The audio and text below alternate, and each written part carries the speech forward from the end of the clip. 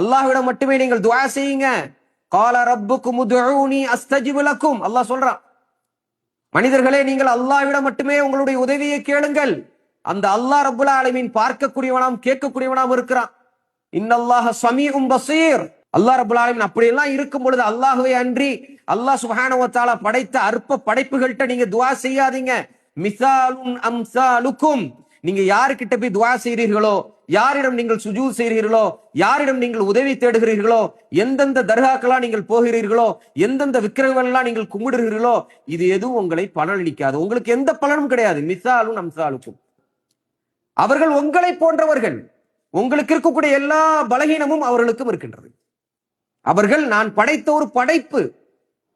அந்த படைப்பை நீங்கள் வணங்காதீர்கள், படைத்த என்னை வணங்குங்கள். அல்லாஹ் ரப்பல் ஆலமீன் சொல்றான், இப்படி எல்லாம் செய்யணும், கந்தூரி எடுக்கணும், அதை பண்ணணும், உருஸ் எடுக்கணும், அப்படி எடுக்கணும், இப்படி எடுக்கணும். இந்த அவுலியாக்கு அந்த சக்தி இருக்குது, அந்த அவுலியாக்கு இந்த சக்தி இருக்குது, இவருக்கு பிரத்யேகமாக இதை கேட்டா அவர் கொடுத்துருவாரு, குழந்தை பாக்கியமா அங்க போங்க, வேலை இல்லையா இங்க போங்க, மனசுல அமைதி வேணுமா அங்க போங்க. இப்படி பிரிச்சு பிரிச்சு அவர்களிடமெல்லாம் இதெல்லாம் இருக்குன்னு நினைச்சு போறாங்க. ஆனா இல்லன்னு அல்லாஹ் சொல்றான். மன அமைதி வேணுமா அல்லாஹ் கிட்ட வாங்க. அல்லாஹ் சுப்ஹானஹு வ தஆலா சொல்றான், அலா